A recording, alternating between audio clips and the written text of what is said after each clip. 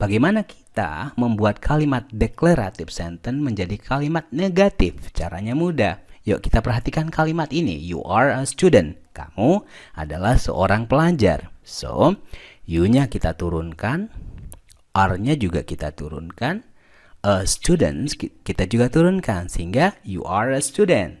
Antara kalimat positif dan kalimat negatif pada prinsipnya sama, tetapi studentnya kita geser ke arah depan. Depan apa belakang ya? Ya, kita geser ke arah paling belakang begini.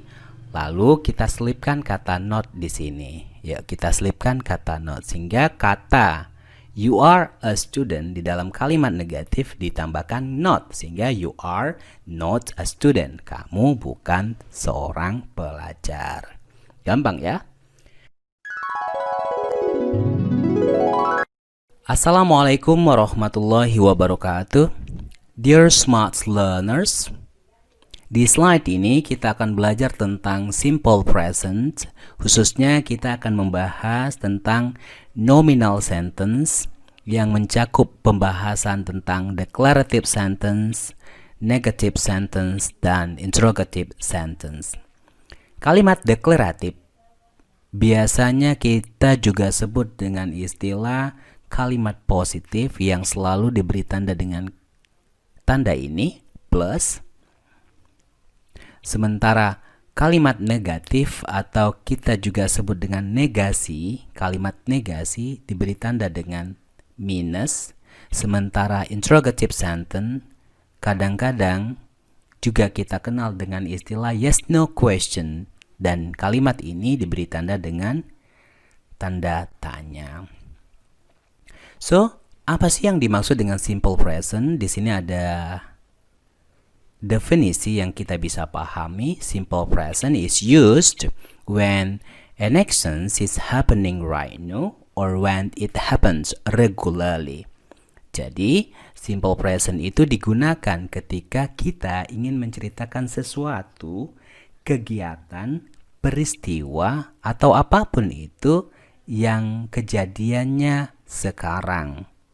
Atau kita juga boleh menggunakan simple present untuk menceritakan sesuatu yang terjadi secara berulang-ulang. Misalkan kegiatan harian, atau misalkan terbitnya matahari dari sebelah barat, kemudian tenggelam lagi di sebelah timur, dan seterusnya.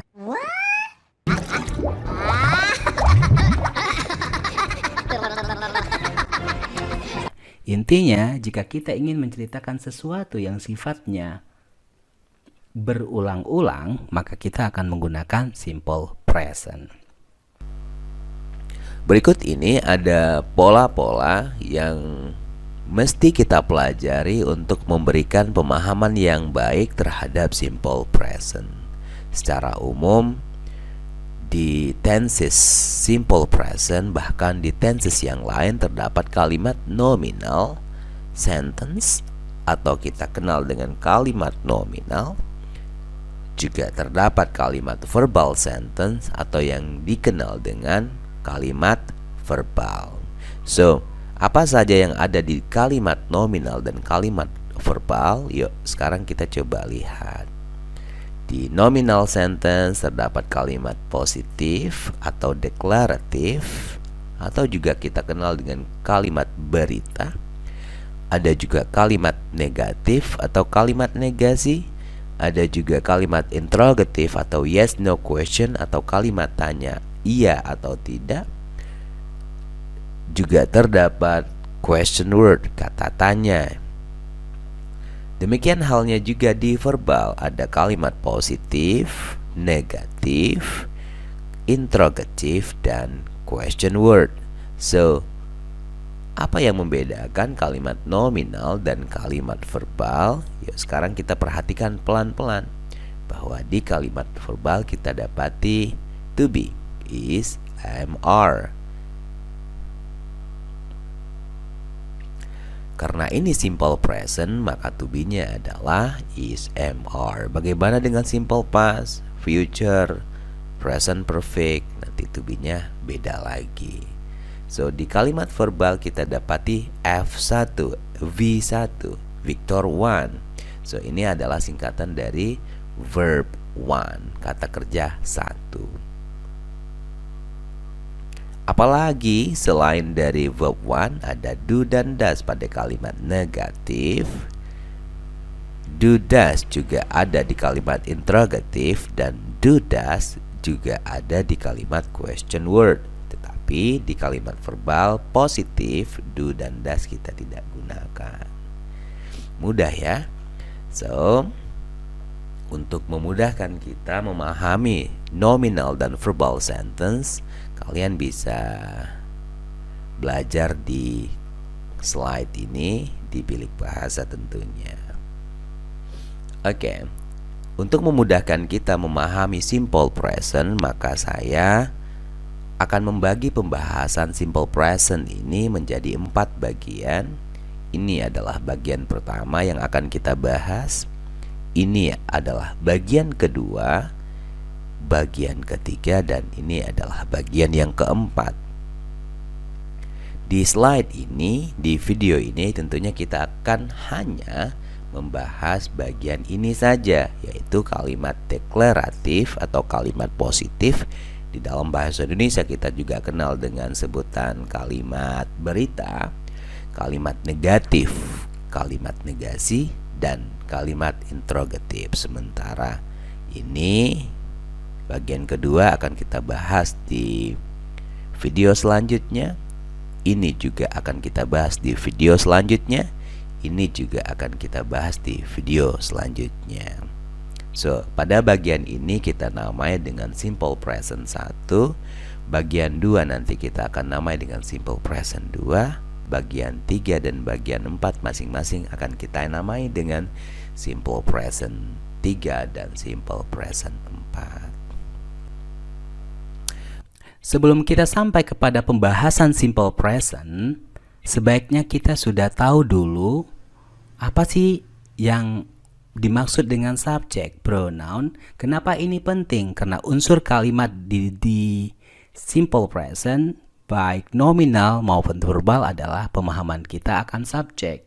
So, untuk pemahaman akan subject pronoun lebih lanjut, kalian bisa pelajari di sini pronoun 1, subject pronoun, dan object pronoun.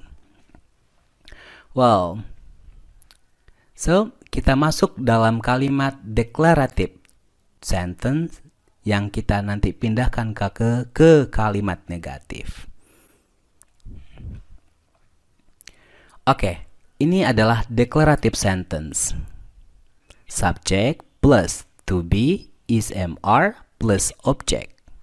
Dan negative sentence, subject plus to be is MR plus not plus object. So, bagaimana kita membuat kalimat declarative sentence menjadi kalimat negatif? Caranya mudah. Yuk kita perhatikan kalimat ini. You are a student. Kamu adalah seorang pelajar. So, you-nya kita turunkan, R-nya juga kita turunkan, a student kita juga turunkan, sehingga you are a student. Antara kalimat positif dan kalimat negatif pada prinsipnya sama, tetapi studentnya kita geser ke arah depan apa belakang ya? Ya, kita geser ke arah paling belakang begini, lalu kita selipkan kata not di sini. Ya, kita selipkan kata not sehingga kata you are a student di dalam kalimat negatif ditambahkan not, sehingga you are not a student. Kamu bukan seorang pelajar. Gampang ya? Oke, selanjutnya kita pindahkan.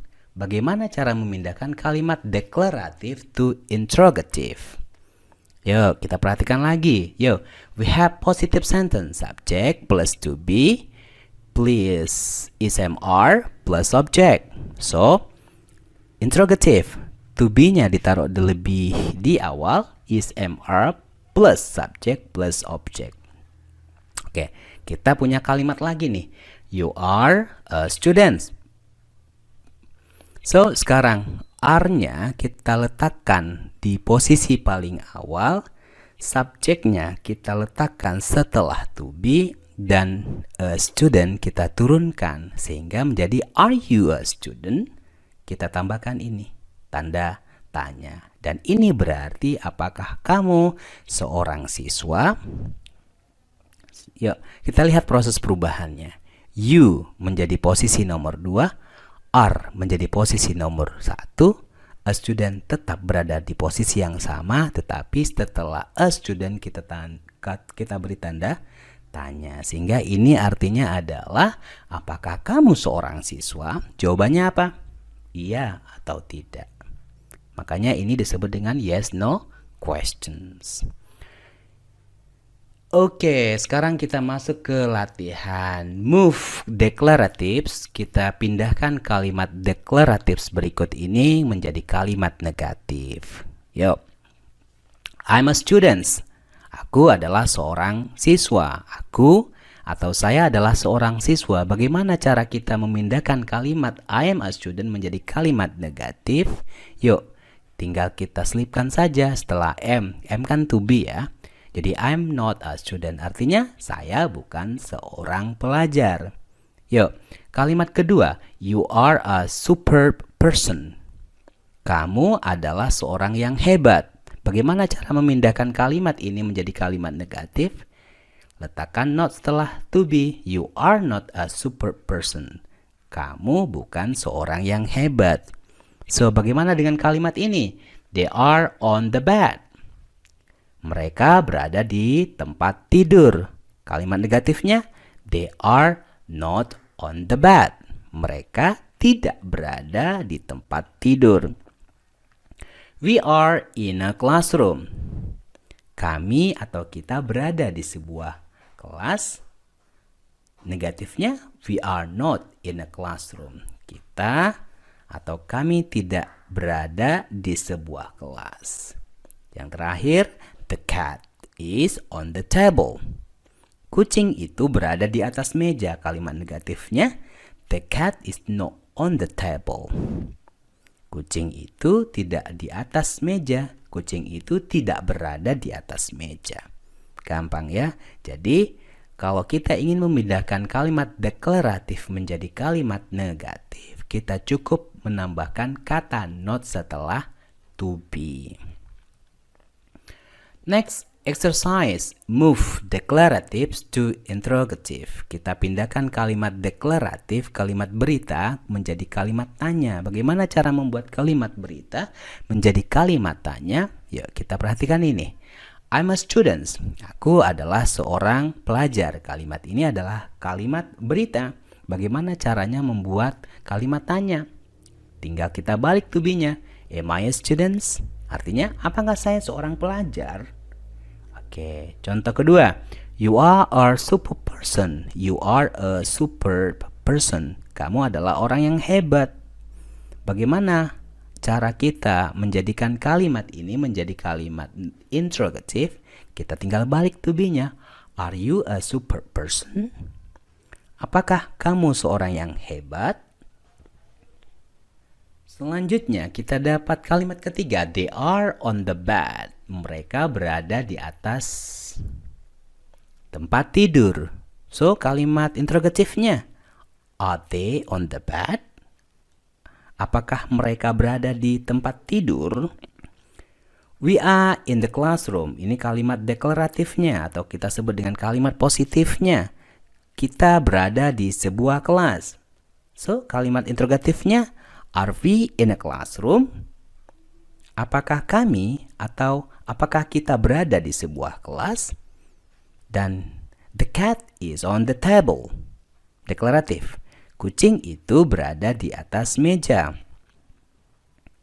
So kalimat interrogatif, is the cat on the table? Apakah kucing itu berada di atas meja? Nah, setelah ini kita tinggal bilang aja yes atau no. Sehingga interrogatif dalam bahasa lain kita sebut dengan yes no question. Jadi kalau kita ditanya, apakah sudah makan? Ya. Apakah sudah minum? Belum. Yes or no question gitu ya. Jadi intinya ketika kita ingin memindahkan kalimat deklaratif menjadi kalimat interrogatif, dahulukan to be atau letakkan to be-nya di awal, sehingga nanti artinya menjadi apakah. Begitu. Alright. Berikut ini ada kata-kata dari Lyndon B. Johnson. Anybody knows about him? Ada yang tahu tentang Bapak Lyndon? Bapak ini adalah seorang presiden Amerika yang ke-36.